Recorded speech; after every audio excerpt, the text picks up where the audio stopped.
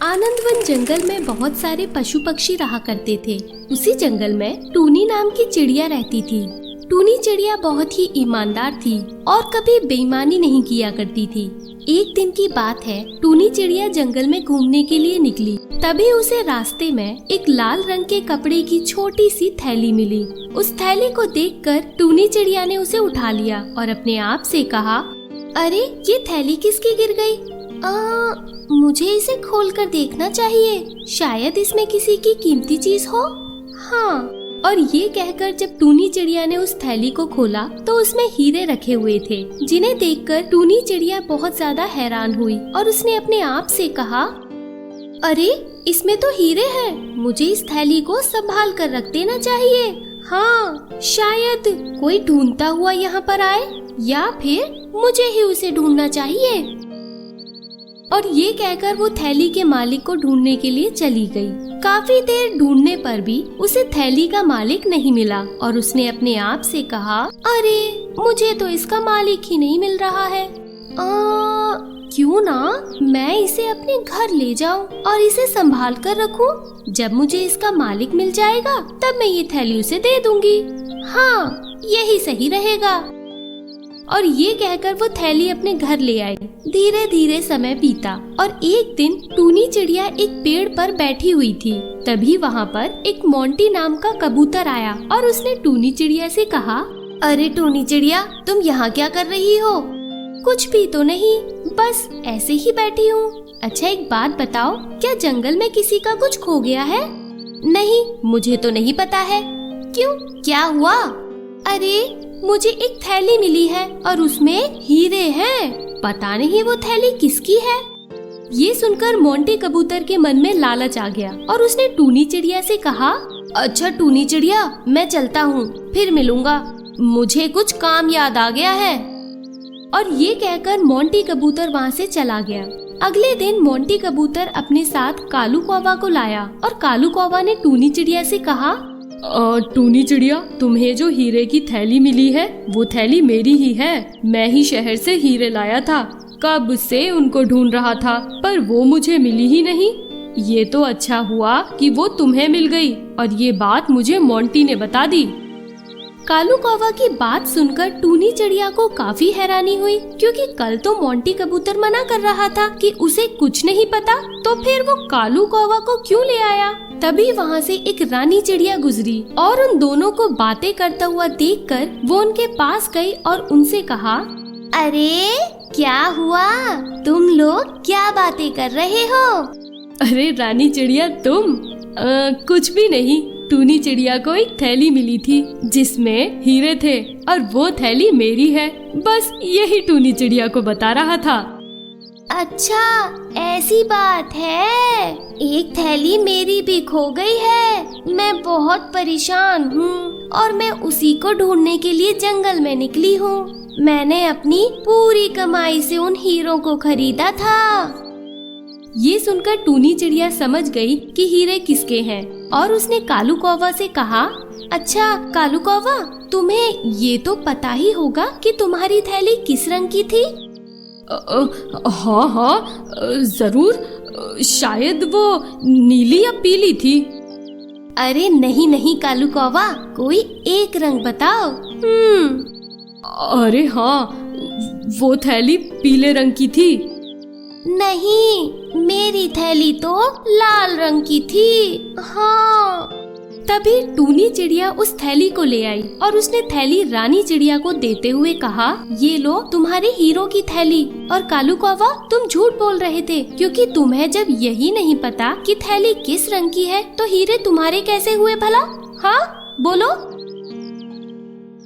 ये सुनकर कालू कौवा घबरा गया और उसने मोंटी की सारी सच्चाई टूनी चिड़िया को बता दी। इस पर टूनी चिड़िया ने मोंटी कबूतर से कहा, तुम इतने लालची हो गए कि तुमने दूसरों की चीज को अपना बनाना चाहा, जबकि तुम्हें पता होना चाहिए कि लोग कितनी मेहनत करके कुछ खरीद पाते हैं। तुम्हें शर्म आनी चाहिए।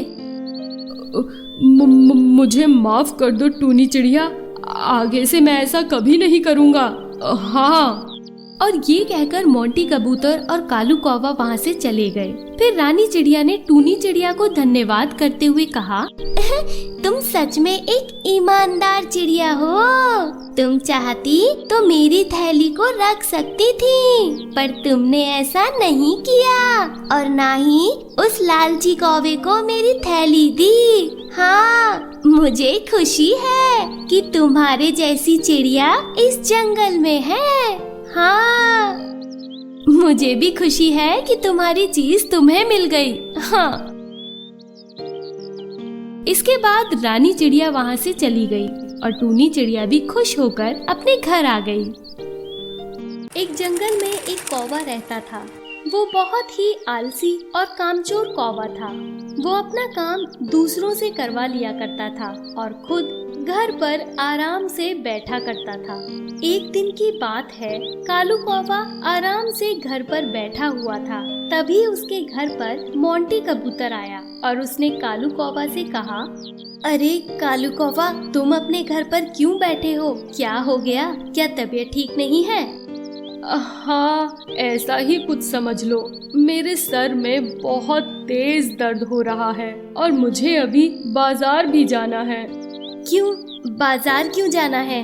मुझे बता दो, मैं तुम्हारा सामान ले आऊंगा। यदि तुम सामान ले आओ तो बहुत ही अच्छा होगा। लो, मैं तुम्हें रुपए दे देता हूँ, तुम मेरा सामान ले आना। हाँ। और ये कहकर कालू कौवा ने मोंटी कबूतर को रुपए दे दिए। इसके बाद मोंटी कबूतर कालू कौवा का सामान लेने चला गया। मोंटी कबूतर के जाने के बाद कालू कौवा ने अपने आप से कहा, चलो, आज तो मेरा काम हो गया। अच्छा रहा मैंने बीमारी का बहाना बना दिया, वरना मुझे खुद सामान लेने जाना पड़ता। और वैसे भी बहुत तेज धूप पड़ रही है। और ये कहकर कालू कौवा मुस्कुराने लगा। धीरे धीरे समय गुजरता गया और सभी को कालू कौवा की आदत पता लग गई और सभी जान गए कि कालू कौवा कितना आलसी है। एक दिन की बात है, बाला चिड़ा आराम से पेड़ पर बैठा हुआ था। तभी वहाँ पर मायू मोरनी और मोंटी कबूतर आया और मायू मोरनी ने बाला चिड़ा से कहा, अरे बाला चिड़ा, तुम यहाँ पर क्या कर रहे हो? चलो हम लोग जंगल घूमने चलते हैं। ठीक है, चलो। वैसे भी यहाँ पर बैठे बैठे बोर ही हो रहा था। चलो चलते हैं। इसके बाद वो तीनों जंगल घूमने चले गए। जंगल घूमते हुए उन्हें एक जगह पर कालू कौवा दिखा और वो सभी उसके पास पहुंच गए। कालू कौवा के पास पहुंचने पर बाला चिड़ा ने उससे कहा, अरे कालू कौवा, तुम यहाँ पर क्या कर रहे हो? अरे क्या बताऊं, मुझे घर जाना है और मुझसे चला ही नहीं जा रहा है। क्या तुम लोग मेरी मदद कर सकते हो? अरे कालू कौवा, तुम तो ऐसे कर रहे हो जैसे तुम बीमार हो, जबकि तुम तो एकदम ठीक हो। खुद घर चले जाओ, इतना आलस अच्छा नहीं है। अरे मैं आलस नहीं दिखा रहा हूँ, सच कह रहा हूँ। हाँ, विश्वास करो। हाँ हाँ, हमें सब पता है, तुम हमें मत बताओ। देखना, एक दिन तुम इसी आलस के चक्कर में बुरे फंसोगे। हाँ। और ये कहकर वो तीनों वहाँ से चले गए। धीरे धीरे समय बीत गया और एक दिन की बात है, कालू कौवा खाना बनाने गया। खाना बनाने के बाद वो गैस को बंद करना भूल गया और वहाँ से आकर खाना खाने लगा। तभी अचानक उसकी रसोई में आग लग गई और उसके घर में धुआं होने लगा। धुआं को देखकर कालू कौवा ने अपने आप से कहा, अरे ये धुआं कहाँ से आ रहा है? लगता है ये धुआं बाहर से आ रहा है। खैर, मैं आराम से खाना खा लेता हूँ, तब देखूंगा।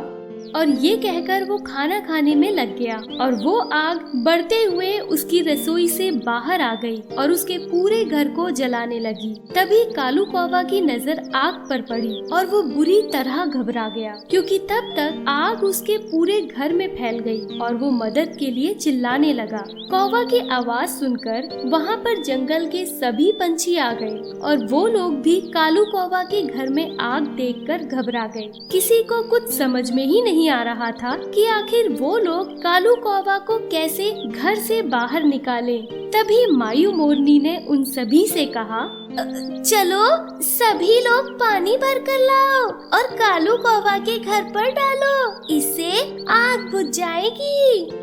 मायू मोरनी की बात सुनकर सभी ने वैसा ही किया और कुछ देर बाद उन्होंने कालू कौवा के घर की आग बुझा दी और कालू कौवा को घर से बाहर निकाल लिया। घर से बाहर आने पर मायू मोरनी ने कालू कौवा से कहा, अरे कालू कौवा, ये तुम्हारे घर में आग कैसे लग गई? इस पर कालू कौवा को याद आया कि उसने गैस को बंद ही नहीं किया और उसने मायू मोरनी से कहा, ये सब मेरी ही गलती थी। मैंने जल्दबाजी और आलस में गैस बंद ही नहीं की और इसी वजह से मेरे घर में आग लग गई। देखा तुमने, मैंने तुमसे कहा था ना कि एक दिन तुम आलस में बुरे फंसोगे। यदि आज हम लोगों ने तुम्हें बचाया नहीं होता तो तुम इसी आग में जल जाते, समझे? इस पर कालू कौवा को अपने ऊपर काफी शर्मिंदगी महसूस हुई और उसे समझ आ गया कि आलस करना बुरा होता है और उसने उन लोगों से कहा, हाँ, आज के बाद मैं कभी भी आलस नहीं करूँगा और अपना हर काम सही से करूँगा, वादा। ये सुनकर सभी पंछी बहुत खुश हो गए और फिर सभी वहाँ से चले गए।